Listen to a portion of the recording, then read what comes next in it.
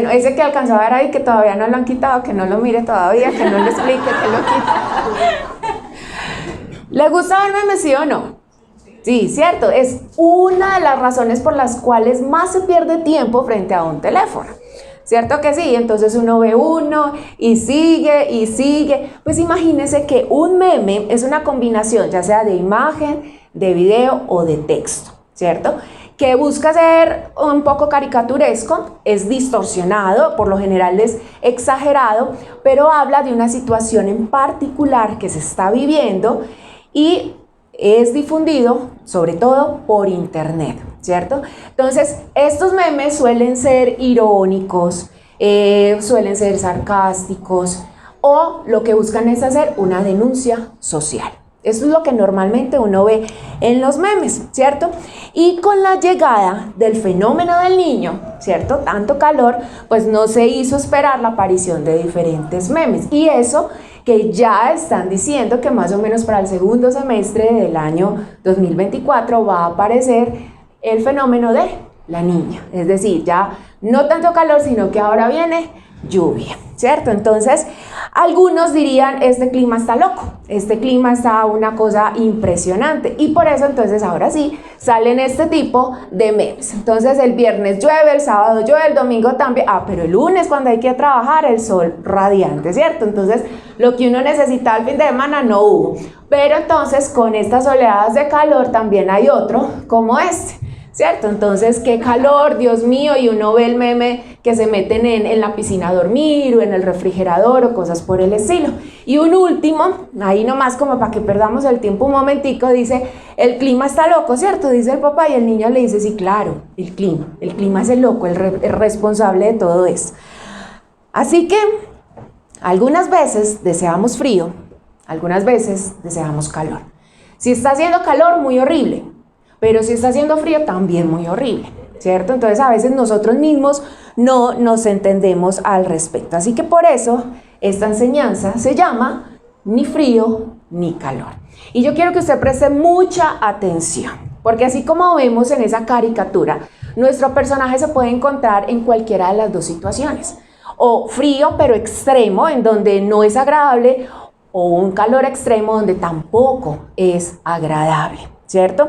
Y vivimos en un planeta donde experimentamos, en algunos países se experimentan las estaciones, todas las 4 estaciones, pero a veces el clima puede ser muy variado, como lo estamos experimentando en nuestro país, y de eso también depende en muchas ocasiones la moda, ¿cierto? Lo que podamos vestir. Entonces uno mira más o menos cómo está el día y uno dice, está como nublado, como opaco, guarde la sombrilla, lleve un busito, pero usted sale y el sol lo acompaña y uno dice, no necesito sombrilla, no necesito buzo, o la sombrilla lo utilizo para taparme del sol, y eso hace que en muchas ocasiones las personas se vean muy afectadas o muy abrumadas porque no saben cómo hacerle frente al clima.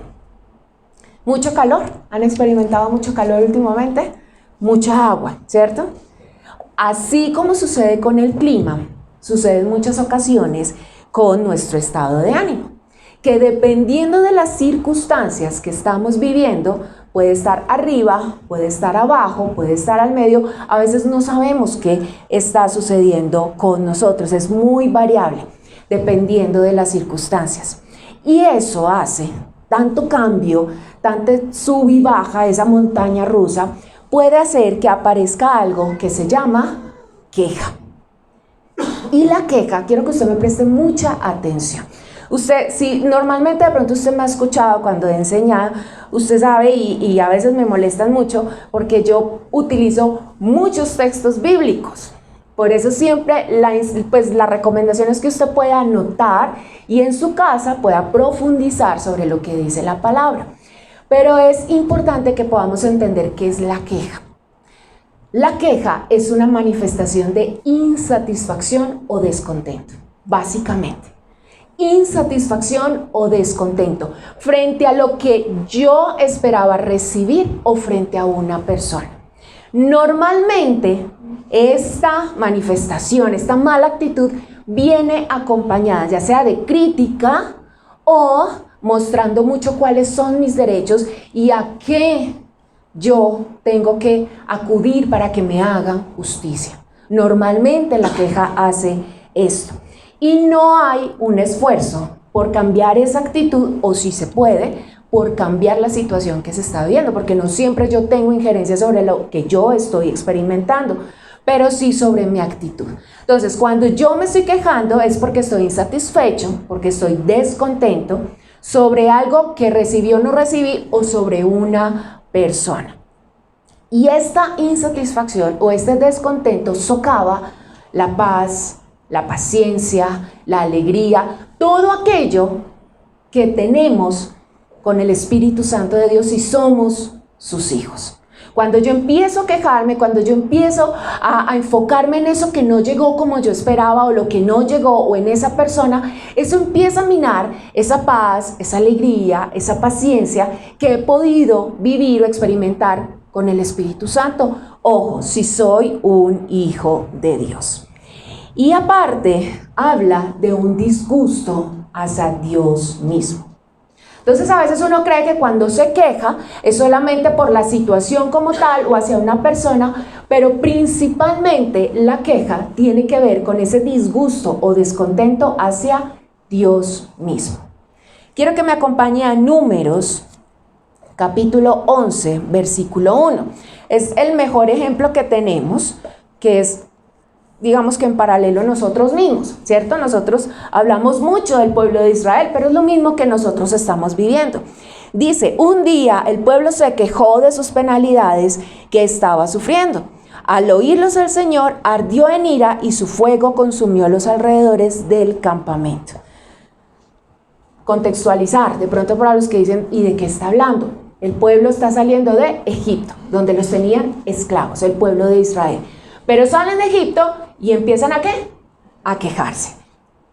La queja trae una consecuencia. Y ahí más adelantico en Números, capítulo 14, versículos 22 y 23. Dice, está hablando el Señor.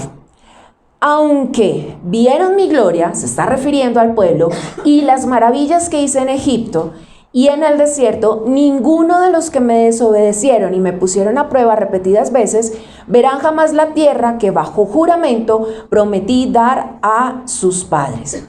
Ninguno de los que me despreciaron la verá jamás. ¿Cuál fue la consecuencia de aquellos que salieron de Egipto como esclavos y mientras iban caminando por el desierto se quejaron de las inclemencias del desierto, de la comida? ¿Cuál fue la consecuencia? Que Dios le dice, no van a entrar. Caminaron, sintieron calor, se esforzaron, pero no van a entrar. Porque es que se están quejando contra mí. Están descontentos por lo que yo estoy haciendo con ustedes. La queja es incorrecta cuando yo irrespeto a Dios. Cuando yo me pongo como un juez frente a Dios y le digo, lo que tú estás haciendo no está bien. ¿Y sabe por qué podemos caer en esa situación? Porque creemos que lo que nosotros pensamos es muchísimo mejor.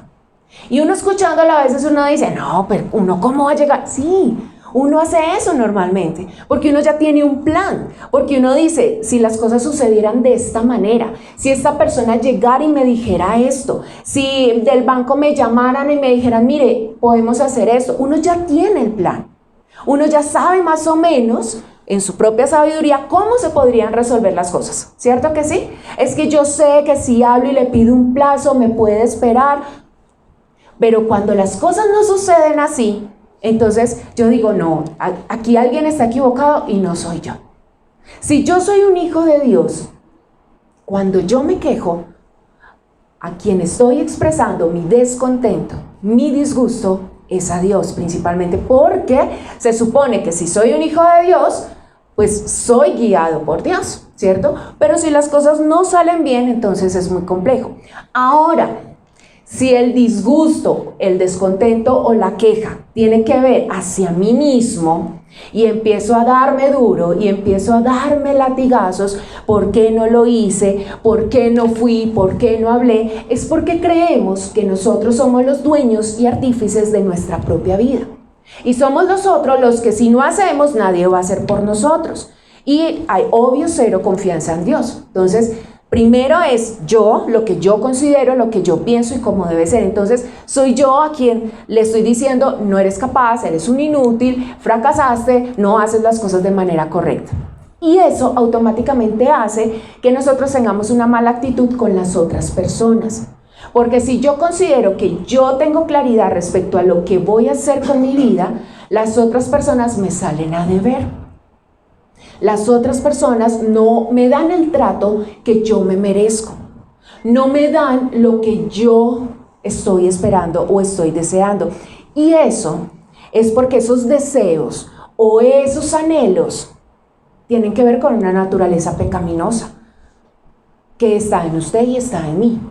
Y cuando yo creo que lo que yo deseo es lo correcto, pues estoy equivocado. Y no lo digo yo, sino que lo dice la palabra. Acompáñenme a Santiago capítulo 4, versículos 1 al 3. Dice, ¿de dónde surgen las guerras y los conflictos entre ustedes? ¿No es precisamente de las pasiones que luchan dentro de ustedes mismos? Desean algo y ¿qué? Y no lo consiguen. Matan y sienten envidia y no pueden obtener lo que quieren.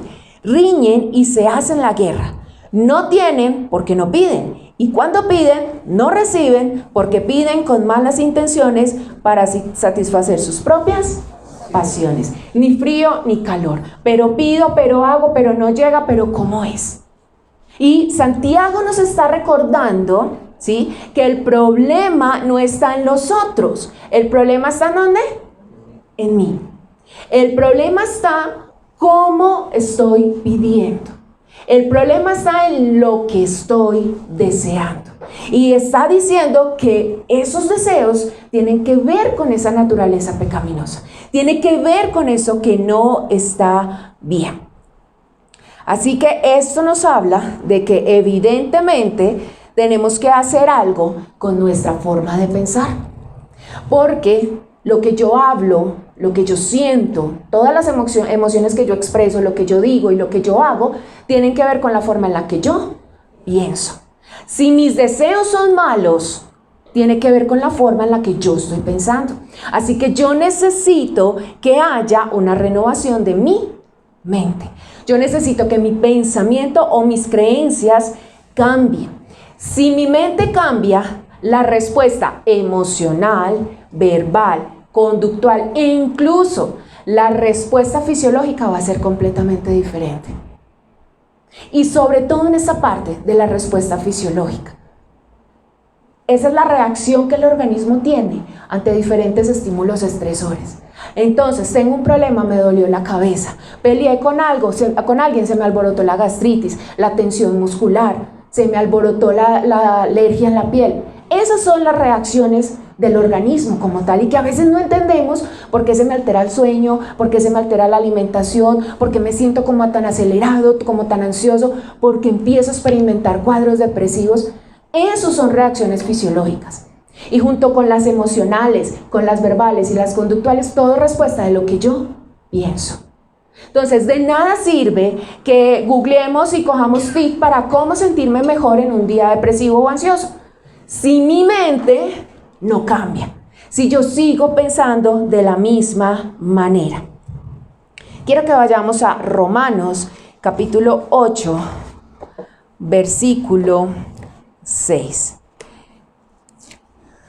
Dice la palabra, la mentalidad pecaminosa es muerte, mientras que la mentalidad que proviene del Espíritu es vida y paz. Y nos saltamos al versículo 12 que dice, por tanto, hermanos, tenemos una obligación, pero no es la de vivir conforme a la naturaleza pecaminosa, porque si ustedes viven conforme a ella, morirán. Pero si por medio del Espíritu dan muerte a los malos hábitos del cuerpo, ¿qué? Vivirán.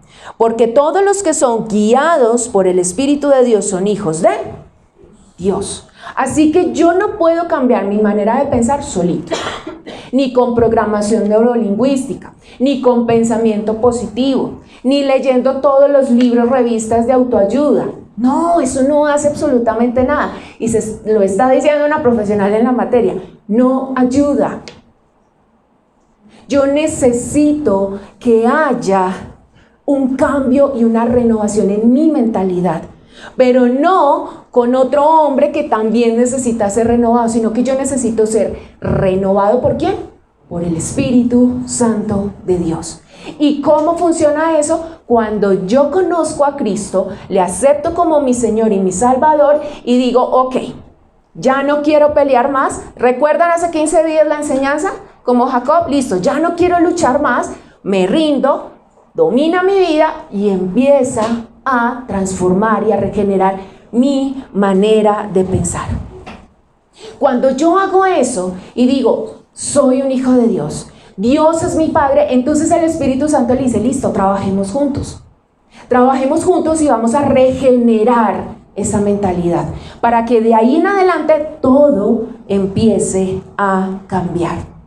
Pero aparte de eso, el Señor es tan hermoso que nos enseña algo que se llama sabiduría. Inteligencia, muchos son inteligentes. Muchos tienen conocimientos y pueden aplicar toda la información que tienen para poder resolver situaciones. Pero sabiduría no todos. Y sabiduría, en pocas palabras, es saber hacer lo bueno y no hacer lo malo. Inteligente, mucha información para poder aplicarla, pero sabios no todos. Y aquí mismo en Santiago, donde estábamos ahorita, pero en el capítulo 1, versículo 5 dice, si a alguno de ustedes le falta sabiduría, ¿qué tenemos que hacer? Pedirla. Él se la dará, pues Dios da a todos generosamente sin menospreciar a nadie. Si usted tiene sed y entra a una tienda y tiene 2,000, 3,000 pesos, ¿usted qué compra? ¿Un capuchino o un tarro con agua? Y no falta, ¿cierto? Y no falta. Pero si yo tengo sed, yo voy a buscar es que refrescarme. Y la palabra dice, hey, si usted no sabe cómo hacerlo, si usted no sabe tomar decisiones, si usted no sabe si para la derecha o para la izquierda, pídame sabiduría que yo se la voy a dar. ¿Sí? Entonces tenemos al Espíritu Santo que me guía y me dice, ya no más pensando de la manera antigua que lleva a la muerte, porque todo va con base en tus propios deseos que tienen que ver con una naturaleza pecaminosa. ¿Están conmigo? Sino que ahora vamos a regenerar la mente y ya no va a ser según lo que tú crees, tus deseos malos, sino lo que yo te indico, porque eso te va a dar ¿qué? Vida. ¿Sí están conmigo hasta aquí? Y cuando entendemos todo este proceso, llegamos a un punto en donde a veces no quisiéramos experimentar. Y es listo, está perfecto, listo, yo creo en Dios, listo, leo la Biblia, oro, todo muy bien, me congrego, me relaciono con personas que también están buscando al Señor, pero llega el momento que uno no quiere, que se llama prueba, dificultad, circunstancia. Y entonces, ay, ¿cómo es? Sabiduría, ¿cómo se aplica? Espíritu Santo, no me acuerdo. Entonces, normalmente, la naturaleza del ser humano en una prueba es volver a los rudimentos antiguos. Y es empezar en su mente a cranear cómo salgo de la dificultad. Normalmente el ser humano hace eso, ¿sí? Y empiezo a pensar y el contacto aquí, acá. Pero difícilmente recordamos que el Espíritu Santo está para guiarnos, para darnos sabiduría y decirnos cómo salimos del problema. Y tenemos que ser muy sinceros en eso, porque difícilmente hacemos ese ejercicio. Y en muchas ocasiones se hace ya cuando uno está hasta aquí. Ya cuando uno ha llorado, ha gritado y uno dice, ya no sé qué hacer, ya no tengo a nadie más, te tengo a ti, Dios. Es que somos atrevidos, ya no tengo a nadie más, solo te tengo a ti, Dios, como si fuese lo mínimo. Porque nos acordamos de que, ok, hay otra opción. Y cuando estamos en la prueba, cuando estamos en el famoso desierto, que en muchas ocasiones, usted ha escuchado esa expresión, ¿cierto? Que uno dice, no, atravesando un desierto terrible, no. Pero en el desierto hay vida. El desierto no es muerte. Ustedes han visto las bolitas que uno ve en las películas del oeste, que van volteando, y todo eso que uno dice, no, eso es una mata seca, ¿cierto que sí? Pues no, eso es una planta que a medida que va rodando por el viento, va esparciendo semillas por el desierto. Y por eso es que uno se encuentra plantas en el desierto. Entonces, cuando yo empiezo a reconfigurar lo que creo acerca de prueba, la situación va cambiando. Y hay dos aspectos importantes que yo tengo que tener claro para poder aprender a vivir y pasar la prueba. Piensa en este momento, si usted está en alguna prueba, si usted está en alguna dificultad, si usted está pasando por algún desierto. Y tenga en cuenta esto que vamos a aprender.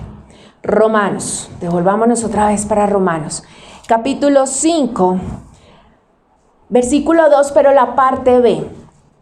Le contextualizo. Antes de eso está hablando de la paz y alegría que tenemos cuando somos hijos de Dios, ¿cierto? Y del regocijo que hay. Por eso dice, así que nos regocijamos en la esperanza de alcanzar la gloria de Dios. Eso da felicidad, eso da gozo. Y no solo en esto, sino también en nuestros sufrimientos. Porque sabemos que el sufrimiento produce perseverancia.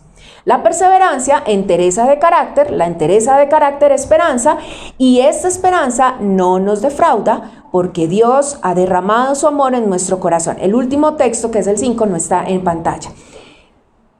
Aquí hay una palabra clave y es el versículo 4, perseverancia. Mire que el 3 final dice, y no solo en esto, sino también en nuestros sufrimientos. ¿Qué podemos obtener en nuestros sufrimientos? Lo que decía era regocijarnos. ¿Cómo uno se regocija o cómo uno se alegra cuando está sufriendo? ¿Cómo lloro y me río al mismo tiempo? Es como complicado, ¿cierto? Ni frío ni calor. ¿Cómo hago con eso? Pero dice que el sufrimiento produce ¿qué?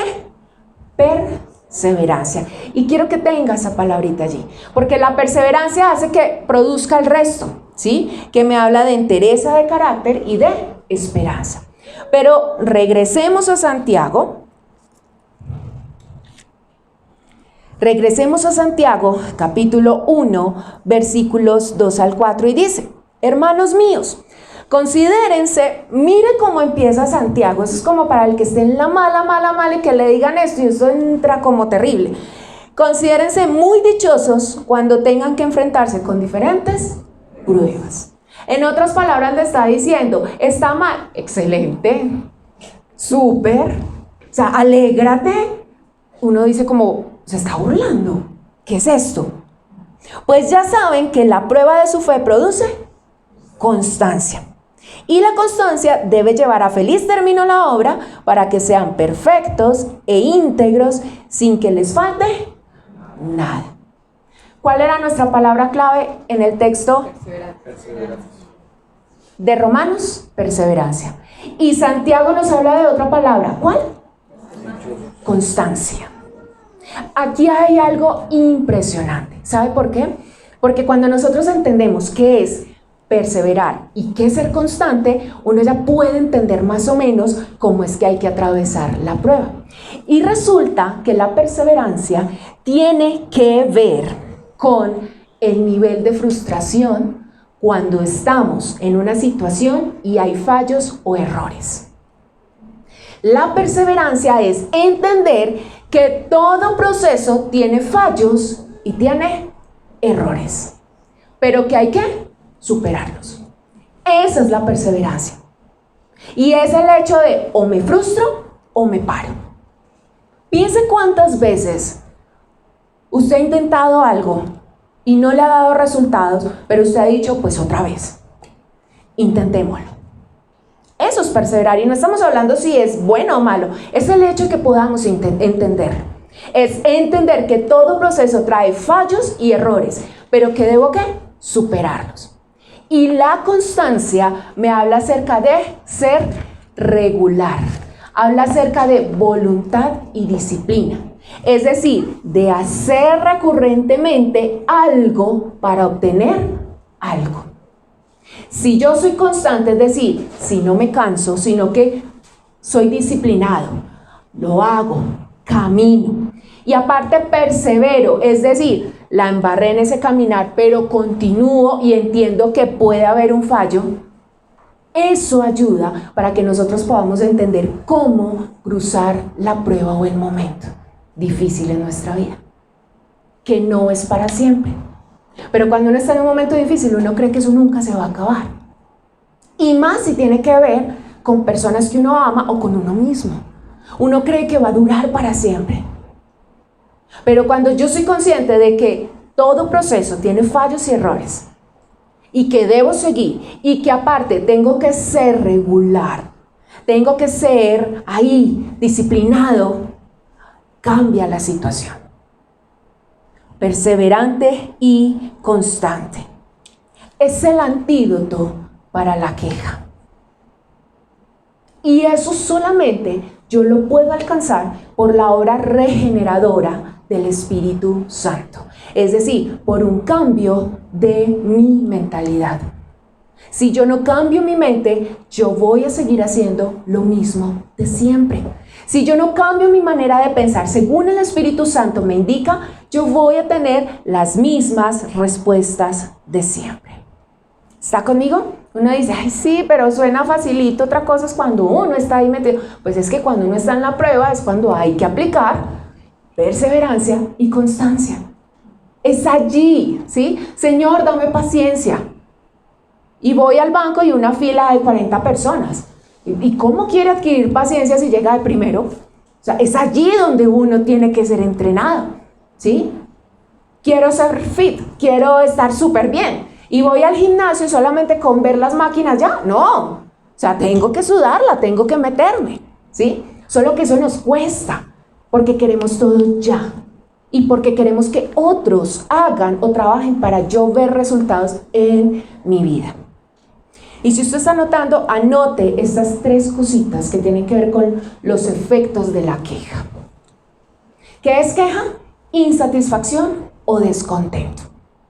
Y el primer efecto de la queja es que nos impide ver y aceptar la bondad de Dios.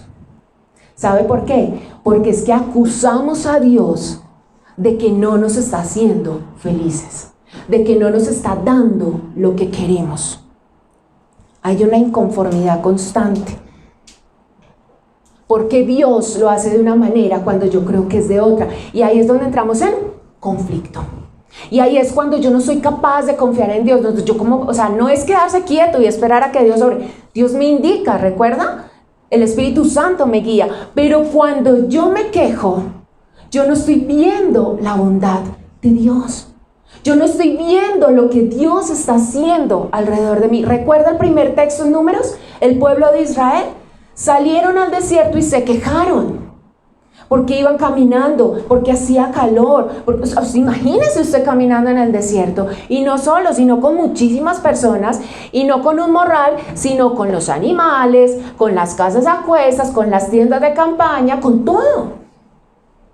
Si en este clima uno llega a la casa con un morral y eso le suda en la espalda. Ahora imagínese el pueblo. Pero el pueblo se quejó y dijo, estábamos mejor allá en Egipto. O sea, estábamos mejor como esclavos. Porque había que sombrita. Porque comíamos carne. Porque comíamos pan. ¿Y qué les dio el Señor en el desierto? Carne y pan. ¿Cierto? Pero el pueblo estaba descontento. Volvamos a Números 8, de lo que les estoy hablando. Capítulo 21, versículo 5 dice, y comenzaron a hablar contra Dios y contra Moisés. ¿Para qué nos trajeron ustedes de Egipto a morir en este desierto? Aquí no hay pan ni agua, ya estamos hartos de esta pésima comida. Y entonces es muy fácil uno decir, Ave María. Pero recordemos en nuestro caso, ¿sí? Cuando estamos esperando algo y no nos llega como deseamos. Pero es que, ¿sí? Es que yo pensaba, pero, y cosas por el estilo. Estamos en un ejercicio con nuestras hijas del agradecimiento. Porque entonces quiero huevito con sándwich y uno le sirve el huevito con, ay, pero es que yo lo quería con el pan de no. Agradezca. Pero uno también lo hace como adulto, constantemente. Hablaron mal, murmuraron, pero no solo hacia Moisés, hacia Dios. Y eso era lo que el pueblo no estaba viendo. El pueblo creía que se la estaba montando a Moisés, pero no. ¿Quién fue el que dijo, Moisés, vaya, libérelos porque escuché la queja? ¿Quién fue el que escuchó? Dios. ¿Quién fue el que lo sacó? Dios. ¿Contra quién se estaban quejando? Contra Dios. Su vida y mi vida depende ¿de quién? De Dios. Toda buena dádiva desciende de lo alto. O sea, ¿de quién? De Dios. Pero creemos que los culpables son los otros, las circunstancias o nosotros mismos en algunos casos. Segundo efecto de la queja.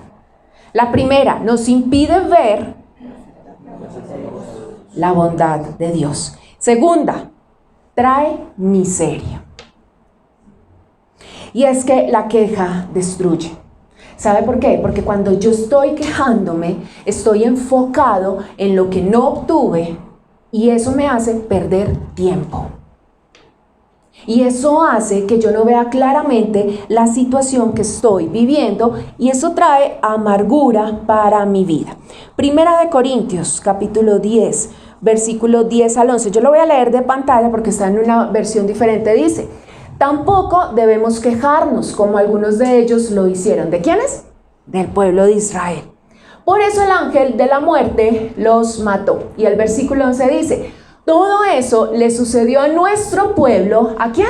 Al pueblo de Israel, para darnos una lección. Y quedó escrito en la Biblia para que nos sirva de enseñanza a los que vivimos en estos últimos tiempos. Es decir, a usted y a mí. ¿A usted no le parece hermosa la palabra? Mire lo que está diciendo, o sea, aquellos lo vivieron y nos quedó como ejemplo a usted y a mí. ¿Dónde lo encontramos? En su palabra. Pero si no leemos la palabra, ¿cómo nos vamos a dar cuenta? Si no leemos su palabra, ¿cómo vamos a conocer a Dios? Si no vamos y buscamos a Dios, ¿cómo nos vamos a dar cuenta que no tenemos que volver a repetir? ¿No es lógico?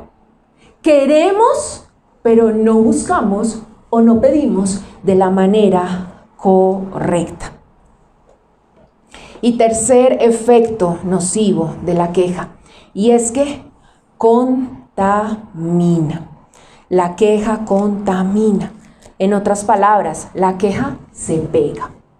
Imagínese que cuando usted se rodea de personas, o al menos de una, o sea, es mínimo con una, no necesita de más, que constantemente se esté quejando, que a todo le encuentre un pero, y es que este país está muy difícil, entonces yo voy a buscar ir al exterior, y es que la economía está terrible, y todo el tiempo es todo está muy caro, no, es que no me alcanzó, pero es una constante, ¿sí? Y es que la salud está súper, y todo el tiempo, escuchando esa queja, el cerebro hace algo importante.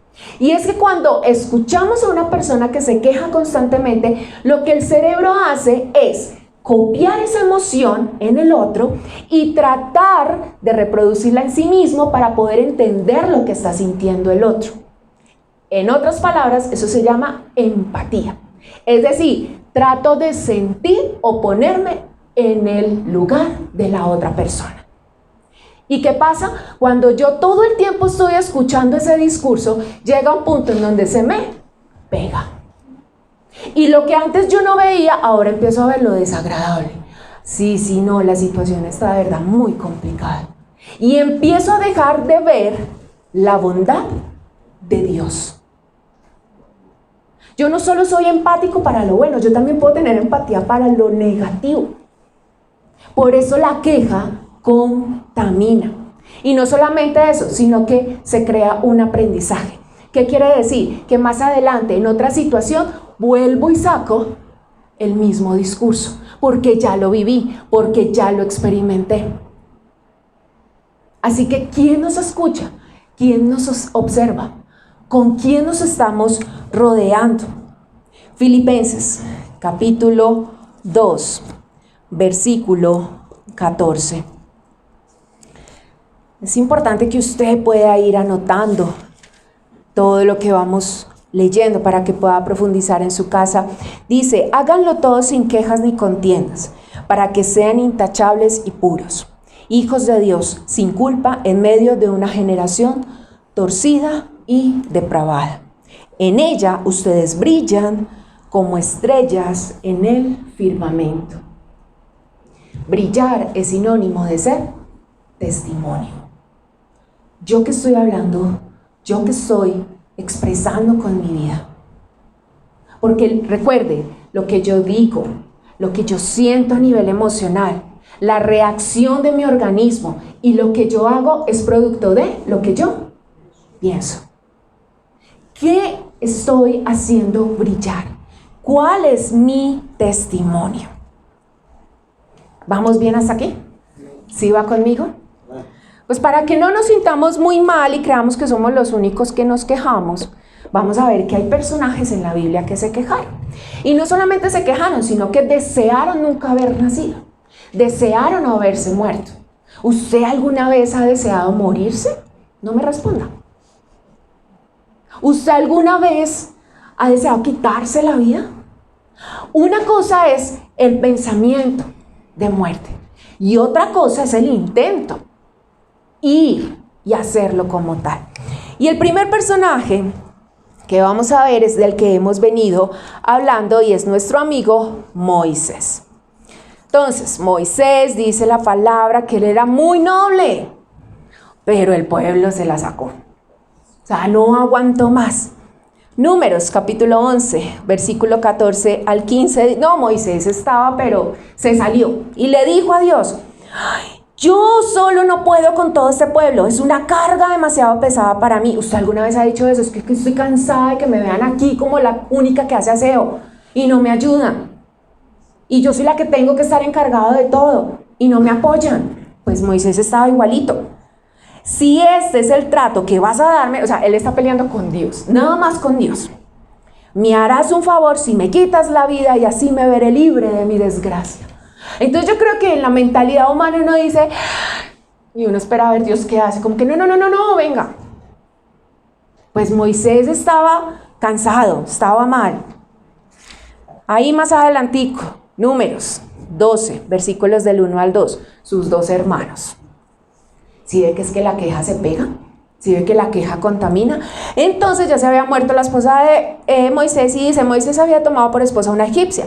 Así que Miriam y Aarón empezaron a murmurar contra él por causa de ella. Decían, ¿acaso no ha hablado el Señor con otro que no sea Moisés? ¿Y ese que tiene que no tengamos nosotros? ¿No nos ha hablado también a nosotros? Y el Señor oyó sus murmuraciones. Cuando yo me quejo, como hay insatisfacción y descontento, pues se tiene que expresar y por lo general es con nuestras palabras o con la gesticulación que tenemos, ¿sí? Vámonos para un tercer, usted ya luego puede ahondar y conocer un poquito más de la vida de estos personajes. Vámonos con otro personaje a Primera de Reyes, capítulo 19, versículo 4. Y es nuestro querido profeta Elías. Y Elías, el Señor lo utiliza de una manera wow. El Señor lo utiliza para matar a 450 brujos. Pero una mujer lo amenaza y hasta ahí le llegó la valentía. Y dice Elías, en versículo 4, y caminó todo un día por el desierto, escapando de Jezabel porque lo había amenazado de muerte. Llegó a donde había un arbusto y se sentó a su sombra con ganas de morirse. Estoy harto, Señor, protestó. Quítame la vida, pues no soy mejor que mis antepasados. Y me dice, pero todo lo que el Señor, o sea, ¿qué? ¿Y se amedranta con una persona? Pues sí. Después de que el Señor nos ha utilizado y después de que pudimos ser consejero para alguien que estaba triste, que estaba a punto de botar su matrimonio, que estaba a punto de decir ya no hay posibilidad, ya no hay solución a nivel económica y yo le apoyo, yo le ayudo, me llega a mí la prueba y me quiero morir. Sí, es lo mismo y nos pasa, ¿sí o no? Nos pasa también. Vámonos con un cuarto personaje y es de es muy conocido y es nuestro amigo Job. Job capítulo 3. Y aquí hay algo muy interesante y es que hasta el momento, en las pruebas que había tenido Job, préstame atención aquí, ahorita lo leemos. En pocas palabras, a Job se le fue todo, hasta los hijos, era supremamente rico, se le fue todo, lo perdió todo. Hasta que llega un punto en donde su salud también se ve afectada. Y su esposa le dice, ay no, tan de malas, ya, maldiga a Dios y muérase. O sea, la esposa, ¿cierto? La que le quedaba la ayuda idónea. Y entonces Job, en cada momento de esos, no está en pantalla, dice, desnudo salí del vientre de mi madre y desnudo he de partir. El Señor ha dado, el Señor ha quitado, bendito sea el nombre del Señor. ¡Wow! Dice, súper, ¿sí? O sea, está bien, perseverando, siendo constante. En otro momento dice, mujer, hablas como una necia. Si de Dios sabemos recibir lo bueno, ¿no sabremos también recibir lo malo? Uy, qué actitud, ¿cierto? Pero terminando el capítulo 2, llegan 3 amigos, de esos amigos que uno no quisiera, y empiezan a señalarlo y a juzgarlo y a acusarlo y empiezan a decirle, ¿usted qué estará haciendo? Que mire todo lo que le está pasando. Y empieza a escuchar y lo señalan y lo juzgan y le dice, hasta que Job no aguanta más, y es el versículo 1 del capítulo 3. Después de esto, Job rompió el silencio, ¿para qué? Maldecir el día en que había nacido. Dijo así, qué pereza el día en que fui concebido y la noche en que se anunció, ha nacido un niño. Y así hay varias quejas de Job, solo que esta que les voy a decir me gustó mucho.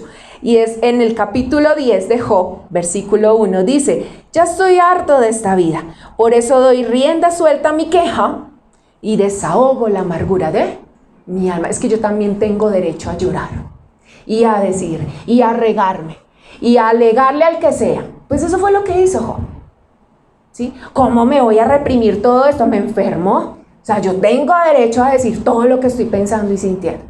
¿Pero a quién se lo estaba diciendo? A Dios. Y Dios callado, escuchando. Vámonos con un quinto personaje. Y es con el personaje de mi devocional. Yo les he contado que estoy leyendo Jeremías y que ha sido difícil ese libro. Es muy complicado ese libro. Jeremías, capítulo 20, versículos 14 y 15.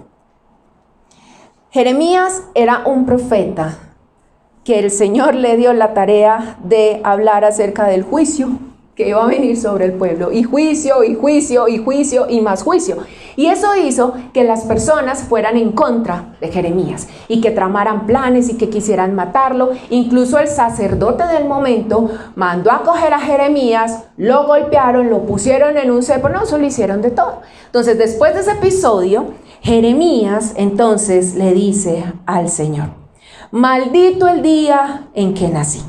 Maldito el día en que mi madre me dio a luz. Maldito el hombre que alegró a mi padre cuando le dijo, te ha nacido un hijo varón. ¿Quién habló parecido?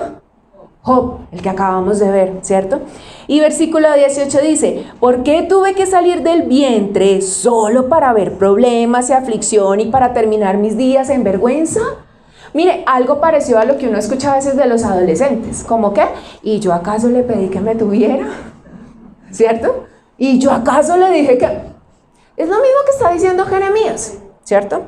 Vámonos con un sexto personaje y es nuestro querido amigo Jonás. También fue un profeta que tenía que ir a Nínive a decirles, arrepiéntanse porque el Señor los va a destruir, ¿cierto? Pero Jonás dijo, destruir muy poquito. Yo sé que usted es clemente y misericordioso. Hizo de las suyas hasta que reconoció y fue. ¿Y qué hizo Dios con el pueblo que se arrepintió?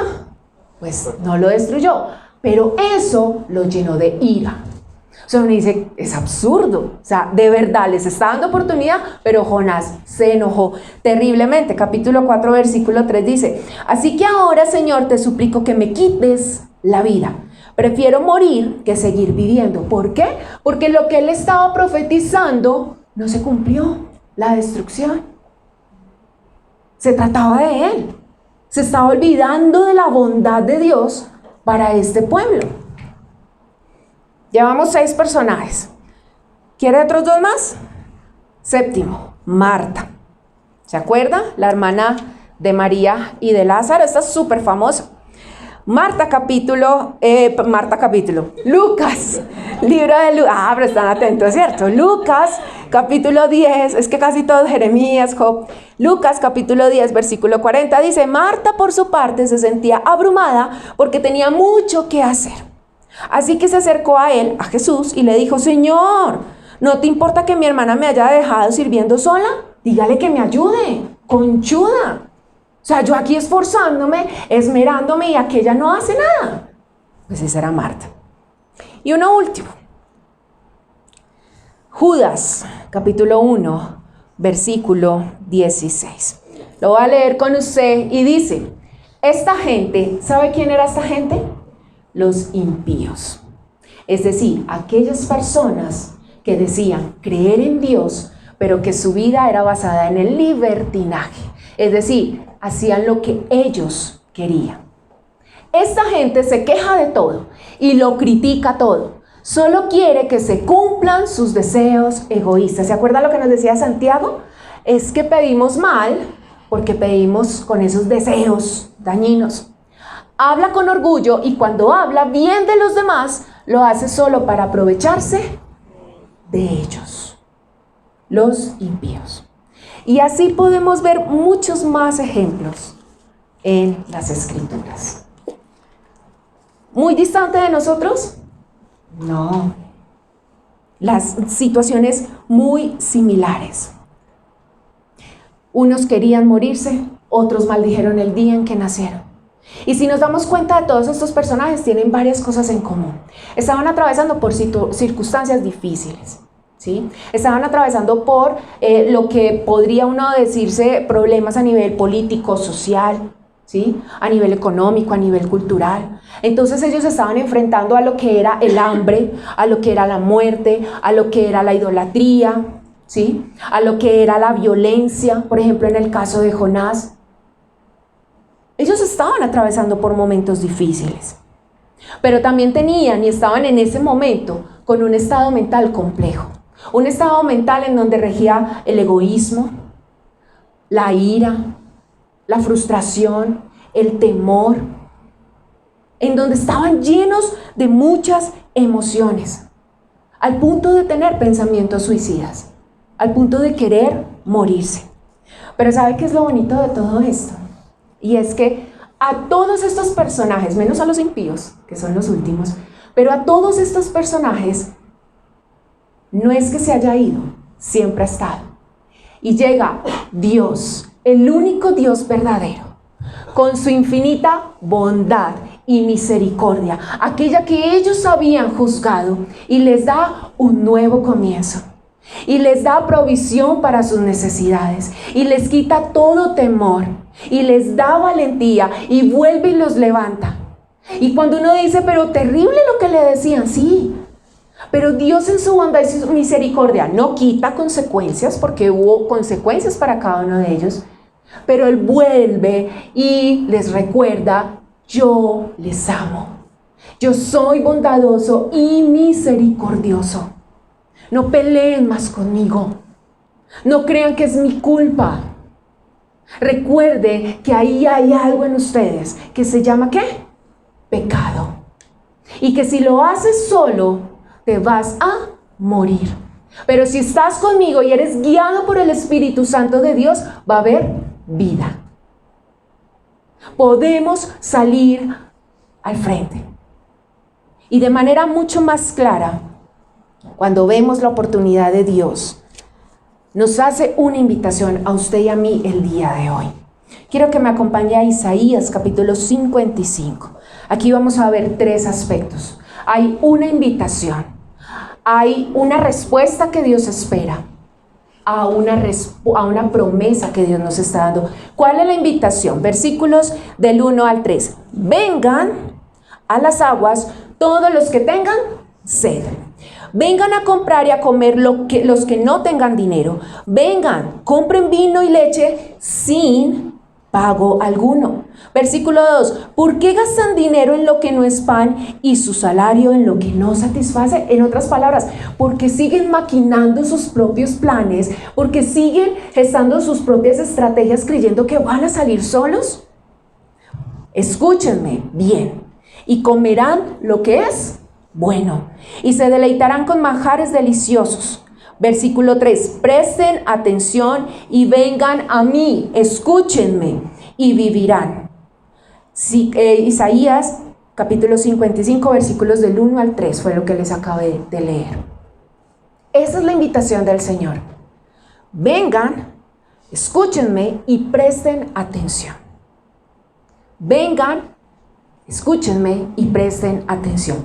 ¿Cuál es la respuesta que el Señor espera a esa invitación? Ahí mismo en el capítulo 55, versículos 6 y 7. Búsquenla en su Biblia, en su celular. Dice, busquen al Señor mientras se deje encontrar.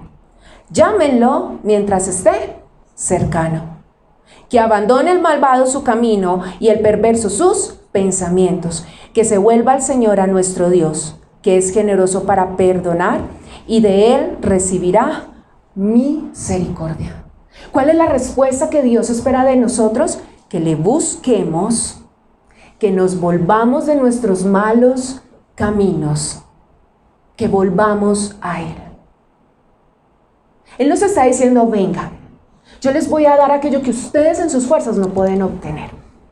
Y no está hablando de carro, casa y beca. Está hablando de paz, de gozo, de paciencia en medio de la adversidad. Y lo que está diciendo, yo de ustedes espero que me busquen, que se vuelvan de sus malos caminos, que se vuelvan a mí. ¿Sabe por qué? Porque hay una promesa. Y ahí mismo en Isaías 55, versículo 10 dice, así como la lluvia y la nieve descienden del cielo y no vuelven allá sin regar antes la tierra y hacerla fecundar y germinar para que dé semilla al que siembra y pan al que come, así es también, versículo 11, la palabra que sale de mi boca, dice el Señor, no volverá a mí vacía, sino que hará lo que yo deseo y cumplirá mis propósitos. Ustedes saldrán con alegría y serán guiados en paz. ¿Cuál es la promesa? Que si Dios lo dijo, se va a cumplir. Punto. Mire lo que dice. Ustedes saldrán ¿con qué? Con alegría y serán guiados en paz. ¿Recuerda al principio que hablábamos que la queja socava qué? La paz, la alegría, la paciencia, el fruto del Espíritu Santo. Pero aquí me está diciendo, lo que yo he dicho, lo voy a cumplir. Lo que yo te he dicho, lo voy a cumplir. Porque yo no miento. Porque no se me ha olvidado. Pero necesito tu respuesta. Necesito que me busques y necesito que te vuelvas de tus malos caminos y vuelvas a mí. De lo contrario, no vas a ver ni paz ni alegría, que es lo que tanto busca el ser humano. El versículo 13 de Isaías 55 al final dice, esto le dará renombre al Señor. Será una señal que durará para siempre. Porque finalmente todo es para la gloria de Dios, no para nosotros. Todo es para la gloria de Dios. ¿Por qué? Porque usted y yo damos testimonio. Usted y yo brillamos y hablamos de lo que Dios ha hecho en nuestra vida. Hablamos de la bondad de Dios en nuestra vida.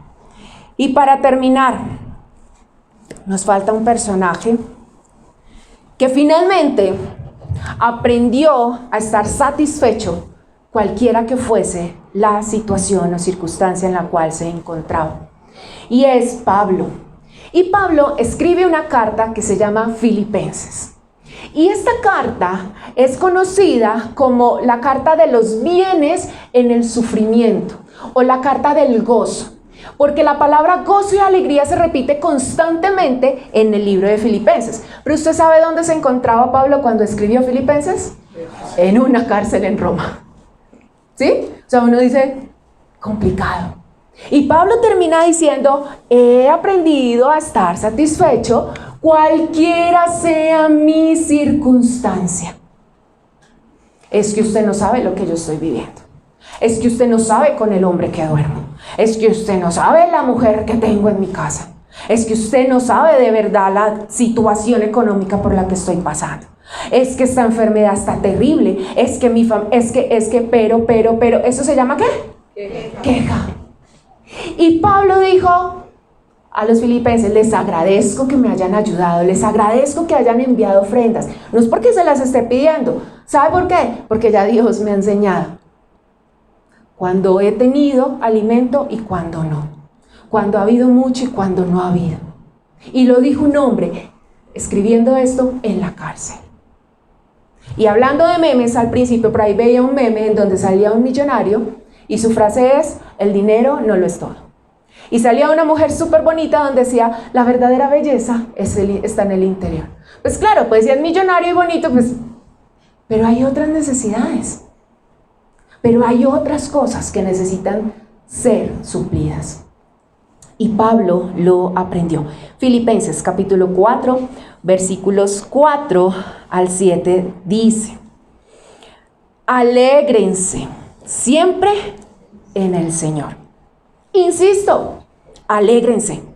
Que su amabilidad sea evidente a todos, no a algunos, no a los que me hacen bien, no a los que me ayudan, no a los que me hablan bonito. El Señor está cerca. No se inquieten por nada, no se afanen, no se pongan ansiosos. Más bien, en toda ocasión, con oración y ruego, presenten sus peticiones a Dios y denle gracias a Dios. Y la paz de Dios, que sobrepasa todo entendimiento, cuidará sus corazones y sus pensamientos en Cristo Jesús. Otra vez, alegría y paz. ¿Quién puede otorgar esto? Solamente Dios. Y lo está diciendo un hombre que estaba en la cárcel. Y no como hoy día se ve. Era un hombre que estaba pegado a su carcelero, esperando un juicio injusto.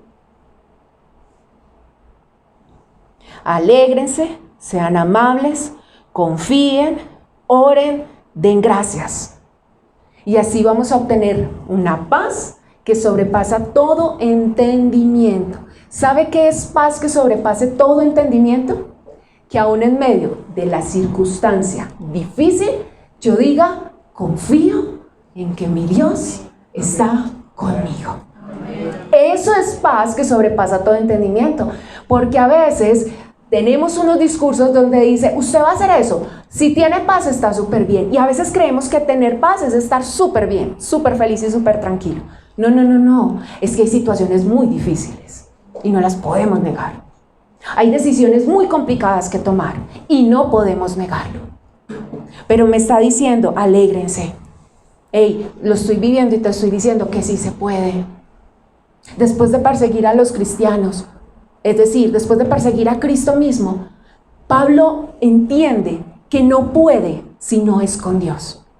Que no puede perseverar y ser constante si no es con Dios. De lo contrario, nuestra vida de sufrimiento y de dolor va a seguir y va a ser caótica. Y por eso muchas personas hoy día se quitan la vida, porque ven eso como la única manera de resolver y de menguar su dolor. ¿Usted no ha visto tantas noticias? Mamás quitándose la vida con sus hijos, papás que le quitan la vida a sus hijos, a su esposo y luego a ellos mismos. Y si no se murió, terrible. Todas las noticias que vemos de chicos o de adultos entrando a instituciones educativas, a iglesias, a cualquier lugar público, a querer quitarle la vida a otro. Es que el único que nos puede dar alegría y paz que sobrepasa todo entendimiento es quien nos creó, quien nos formó y quien nos dice: búsquenme y vivirán. Búsquenme y vivirán. Y Pablo termina diciendo esto, capítulo 4, versículo 13. Todo lo puedo en Cristo que me fortalece. Todo lo puedo en Cristo que me fortalece. Usted y yo solitos no podemos, muchachos, no podemos. Vamos a terminar diciendo no quiero ser más cristiano. O me voy a amoldar a este siglo. Me voy a acostumbrar a hacer las cosas como todo el mundo las hace, sin el Señor. Necesitamos ser guiados por el Espíritu Santo de Dios. Necesitamos que el Espíritu Santo de Dios regenere nuestra manera de pensar. Y cuando yo asumo y tomo la decisión, se debe evidenciar. Eso de, ahí voy en mi proceso y no se ve nada. Cuando yo hago algo, se tiene que ver resultados mínimos al inicio, pero se tienen que ver resultados.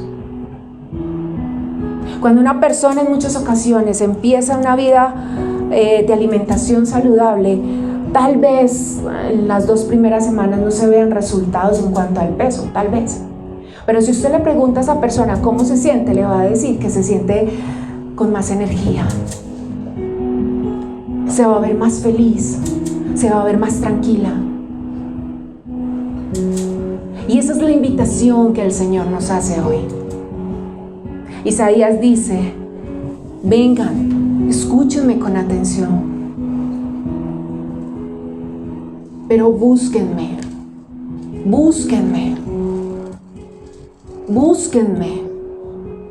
Ayer con mi esposo escuchábamos una prédica en donde el foco era,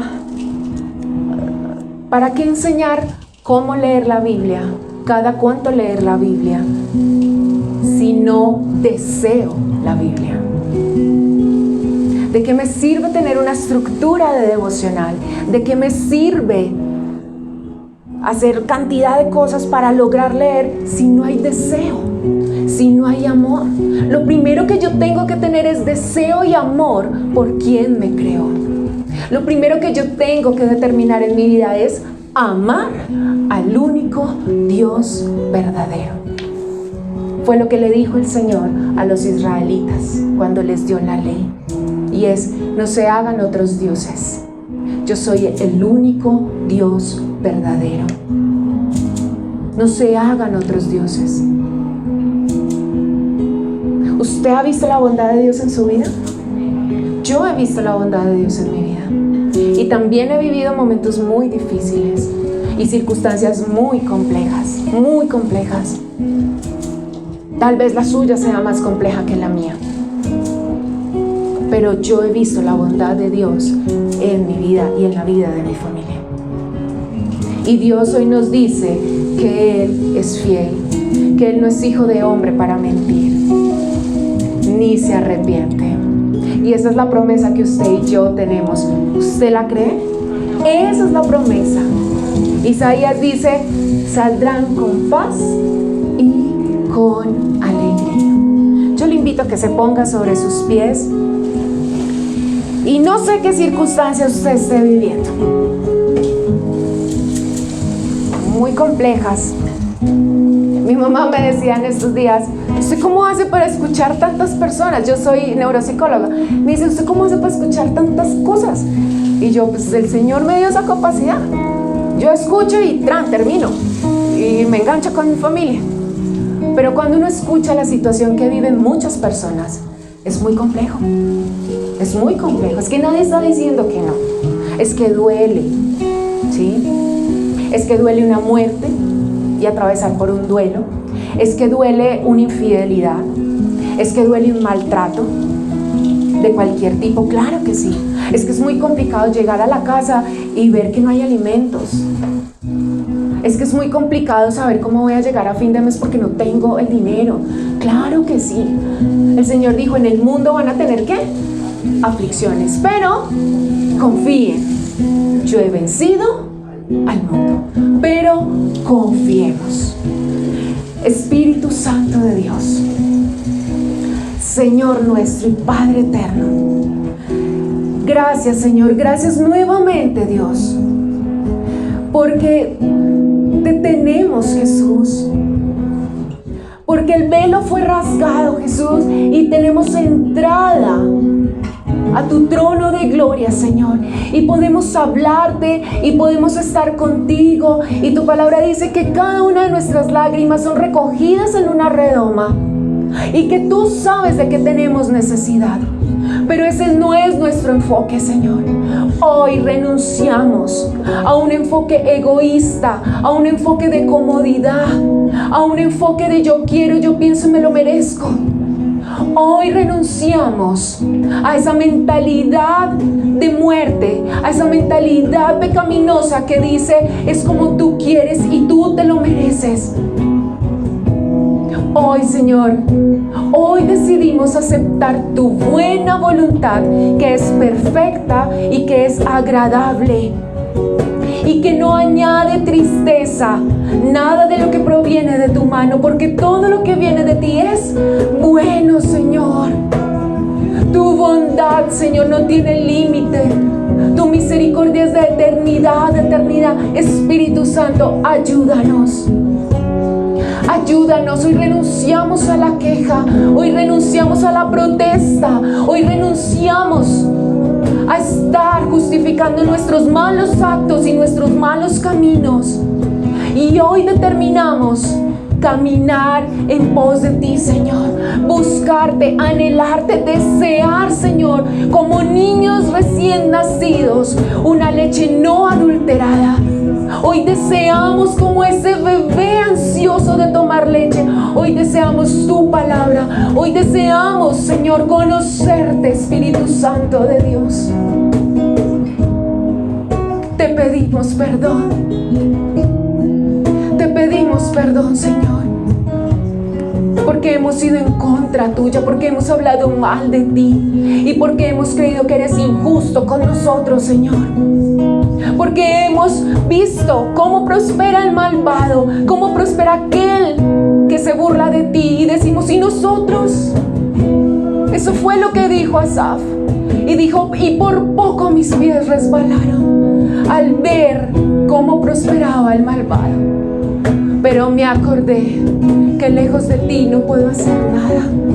Me acordé que puedo entrar a tu santuario, que puedo entrar a tu presencia y poder obtener paz y alegría en medio de la adoración a ti, Señor, del agradecimiento a ti, Espíritu Santo. Gracias, Dios, porque sabemos que en medio de esta generación llena de maldad, Señor, tú eres justo y haces justicia, Señor, a aquellos que de manera injusta, Señor, están siendo, Padre Santo, afectados, están siendo maltratados. Tú eres, Señor, el que hace justicia, Dios, y la venganza no está en nosotros, Dios. Te amamos, Espíritu Santo de Dios, y te damos gracias, Señor. Alma mía, dijo el salmista, alma mía, alaba al Señor, y no te olvides de ninguno de sus